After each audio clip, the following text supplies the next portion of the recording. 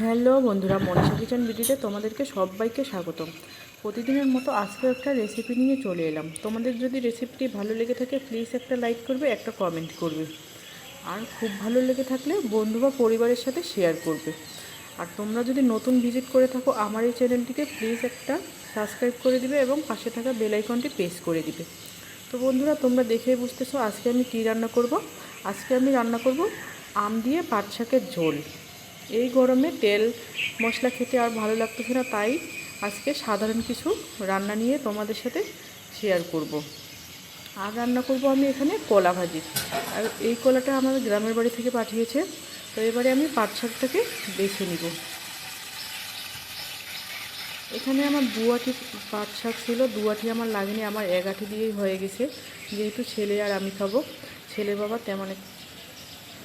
বাবা খায় না। তো পাট শাকটাকে বেছে নেওয়া হয়ে গেছে। এবারে আমি পাট শাকটাকে কুচি কুচি করে কেটে নেব। এইভাবে কুচি কুচি করে কেটে নিলে গ্রেভিটা অনেক ভালো আসে ঝোলের। আর গোটা গোটা রাখলে, যেহেতু পাট শাকটা বড় তাই গোটা গোটা রাখলাম না, আর তাই আমি কুচি কুচি করে কেটে নিচ্ছি। তো পাট শাকটাকেও আমার কেটে নেওয়া হয়ে গেল। এবারে আমি কলাটাকে কেটে নেব। এই কলা ভাজি খেতে খুবই ভালো লাগে। গ্রামে যখন যাই তখন গাছ থেকে পেড়ে এরকম কলাটা খাই। আর এই কলা কিন্তু পাকলে অতটা ভালো লাগে না, এভাবে রান্না করে ভাজি করেই খাওয়া হয় বেশিরভাগেরটাই। তো কলাটাকে আমি কেটে নেব 4 টুকরো করে। এই কলার মধ্যে কিন্তু বীজ হয় অনেক, তো যেহেতু কলাটা এখনও ছোটো আছে তাই বীজটা অতটা হয়নি। তো কলাটাকে এবারে আমি কেটে নিচ্ছি। আমরা যেরকম ফ্রেঞ্চ ফ্রাই খাই ওরকম করে কলাটাকে কেটে নেব। আর এই কলাটা একটু ঝাল ঝাল করে ভেজে নিলে কিন্তু খেতে খুবই ভালো লাগে। গ্রামে যখন টাটকা খাই, টাটকা খেতে আরও খুবই ভালো লাগে। আর এই কলাটা কিন্তু পাকলে ততটা ভালো করে না, যতটা ভালো লাগে এভাবে ভাজি করে খেলে। তো বন্ধুরা, কলাটাকে আমার কেটে নেওয়া হয়ে গেছে। এবারে আমটাকেও কেটে নেব। তো বন্ধুরা, তোমরা যারা আমার চ্যানেলে নতুন ভিজিট করতেছো প্লিজ চ্যানেলটিকে সাবস্ক্রাইব করে দিবে এবং পাশে থাকা বেল আইকনটি প্রেস করে দিবে। এতে আমার ভিডিও ছাড়া মাত্র আপনাদের কাছে নোটিফিকেশন চলে যাবে। আর তো আমটাকেও আমার কেটে নেওয়া হয়ে গেল। এবারে শাকগুলোকে আমি ভালোভাবে তো ধুয়ে নেব। শাকগুলো আমার ভালোভাবে পরিষ্কার করে ধুয়ে নেওয়া হয়ে গেল। এবারে চুলায় যাই। চুলায় প্রথমে একটা আমি কড়াই বসিয়ে নিব। কড়াইয়ের মধ্যে দিয়ে দিব রান্নার তেল।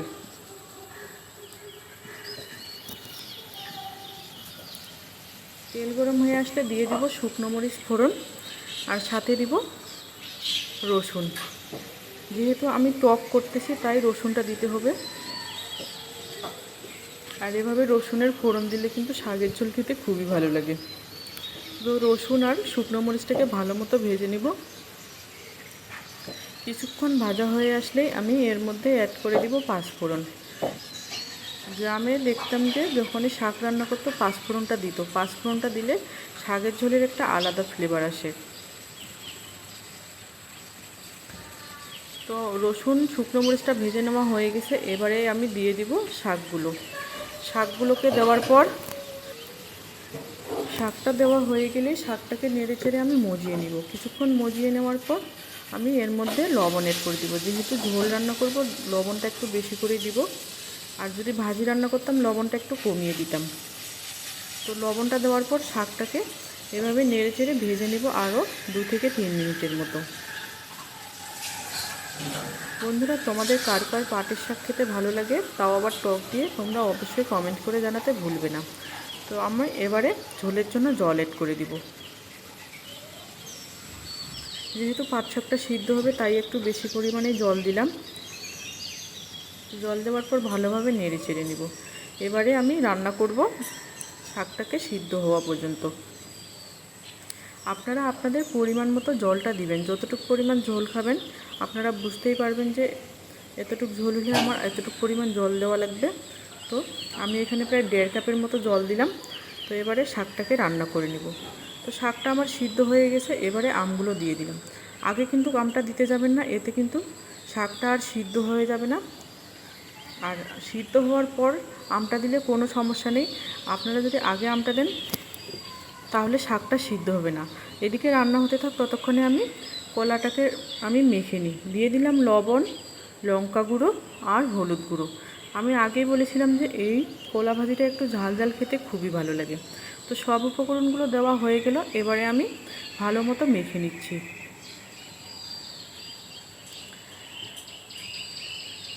এমনভাবে মাখতে হবে যেন সব উপকরণগুলো ভালোভাবে মিশে যায়। তো আমার মেখে নেওয়া হয়ে গেছে। এদিকে আমার শাকটাও রান্না হয়ে গেল আর আমটাও ভালো মতো সিদ্ধ হয়ে গেছে। এবারে তুলে নিব। তো ওই কড়াই আমি আবারও বসিয়ে দিয়ে তেল দিয়ে দিব। যেহেতু কলাগুলো ভাজবো তাই তেলের পরিমাণটা একটু বেশি দিলাম। এবারে আমি কলাগুলোকে দিয়ে দিলাম। যেভাবে আমরা পটল ভাজি ওরকম সেম প্রসেসে এই কলাগুলোকেও ভেজে নিতে হবে। দেওয়ার পর আমি ভালোভাবে নেড়ে চেড়ে দিচ্ছি। এই কলা কিন্তু অল্পতেই সিদ্ধ হয়ে যায়, তাই জল দেওয়ার প্রয়োজন নেই। তো এবারে নেড়ে চেড়ে দিচ্ছি যেন সব দিকে সমানভাবে ভেজে নেওয়া যায়।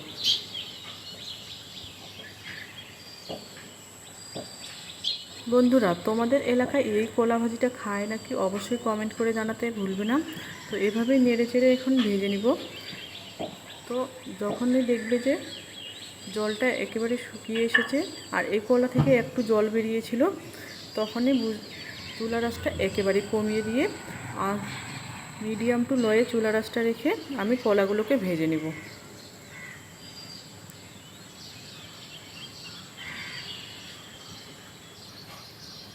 আমি নেড়ে চেড়ে ভেজে নিচ্ছি। কিছুক্ষণ পর পর নেড়ে দিচ্ছি, না হলে নিচে গুলা একেবারেই লেগে যাচ্ছে। তো কলা ভাজিটা হয়ে গেছে, এবারে তুলে নিচ্ছি। যখনই দেখবে যে এরকম লালচে লালচে হয়ে গেছে তখনই বুঝবে যে কলাটা ভেজে নেওয়া হয়ে গেছে। এবারে তুলে নিলাম।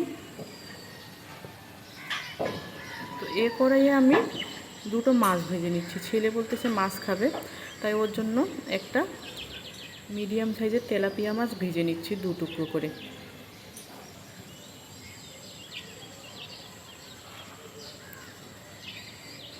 বন্ধুরা, যেহেতু কলা ভাজছি মাছটা লেগে গেছিলো তাই এক সাইডে উল্টিয়ে দিলাম। আর এ কড়াইটা থেকে আমি পাল্টিয়ে আরেকটা কড়াইয়ে দিয়ে দিলাম, কারণ মাছটা ভেঙে যাচ্ছিল। আর এ কড়াইয়ে দিয়ে মাছটাকেও আমার ভেজে নেওয়া হয়ে গেছে। এবারে তুলে নিলাম। তো রান্না হয়ে গেল আমার। আজকে সাধারণ কিছু রান্না, পাট শাকের ঝোল আম দিয়ে।